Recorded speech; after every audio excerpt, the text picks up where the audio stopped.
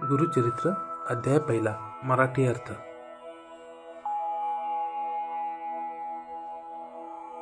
मंगलाचरण शिष्याच्या हृदयातील गुरु भेटीची तळमळ। श्री गणेशाय नमः। हे गजानना, तुला नमस्कार असो।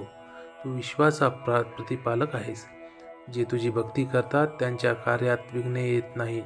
तू 14 विद्या व 64 कलांचा स्वामी आहेस। तुझे महात्म्य खूप थोर आहे, म्हणूनच सुरवर, मुनिजन व भक्तगण कार्यारंभी तुझेच पूजन करतात। हे गौरी सुद्धा गुरुचरित्र लिहावे असे माझ्या मनात आहे। तू बुद्धिदाता आहेस, म्हणून तुला वंदन करून मी अशी प्रार्थना करतो की हे कार्य तू निष्कृपेने पूर्णत्वास ने। मला आशीर्वाद दे, स्फूर्ती दे। आई सरस्वती, मी तुला नमस्कार करतो। मी नरसिंह सरस्वती हे माझे गुरु आहेत,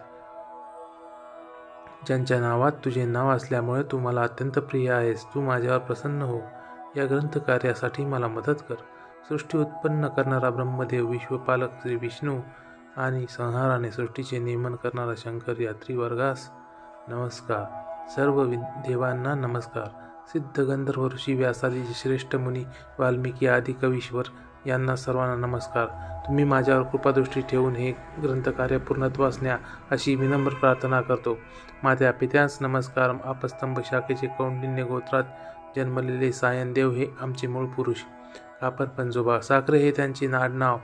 त्यांचे पूर्ण पुत्र नागनाथ, त्यांचे पुत्र देवराय व त्यांचे पुत्र गंगाधर हे माझे वडील। अश्वलायन शाखेचे काश्यप गोत्राचे चौंडेश्वरी यांची कन्या चंपा ही माझी आई।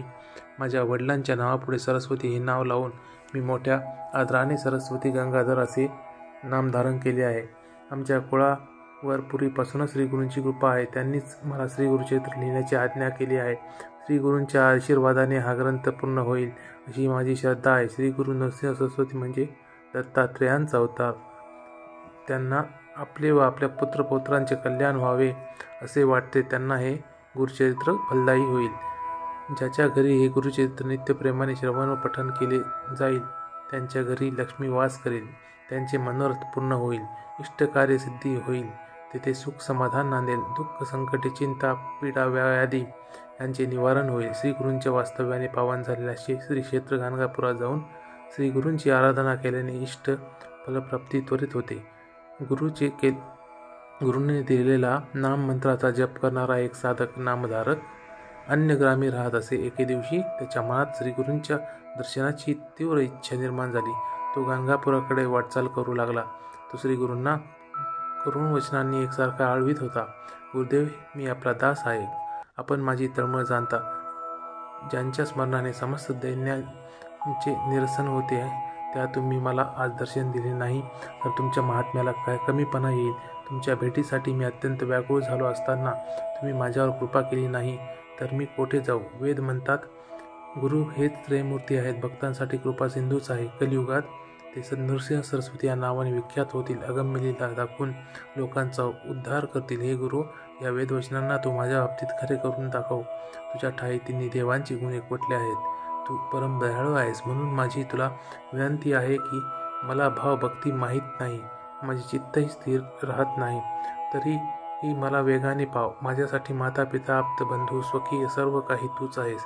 हे गुरुदेवा, तू माझे कष्ट व माझे दैन्य हरण कर। तू सर्वज्ञ आहेस, मग माझ्या मनीचे दुःख तुला कळत नाही, घेतल्याशिवाय द्यायचे नाही अशी तुझी रीत असेल तर मी तुला काय देऊ ते सांग। काहीतरी घेऊन मग देणे हा तर व्यवहार झाला, त्यात तुझे काय औदार्य। हे नरहरी, माझ्यावर कृपा करणे तुला सहज शक्य असताना मला एवढा आटापेटा का करायला लावतोस। मी बालक, तुझा सेवक आहे। त्याच्या बाबतीत एवढी कठोरता धरणे तुला शोभत नाही। तू माझ्यावर रागावला आहेस का? माझ्यावर कृपा करण्यासाठी एवढा विलंब का? तेव्हा नामधारकाच्या हृदयातील तळमळ जाणून गायीने वत्सासाठी पाहावे तसे गुरुनाथ शिष्यासाठी धावले। त्यांच्या दर्शनाने शिष्याची तळमळ एकदम शांत झाली। त्याने गुरुचरणांवर मस्तक ठेवून त्यांना वंदन केले। श्री गुरूंच्या भेटीने त्याला खूप हर्ष झाला होता। त्याच्या हृदयात श्री गुरूंची मूर्ती स्थिरावली होती। श्री गुरुदेव दत्त।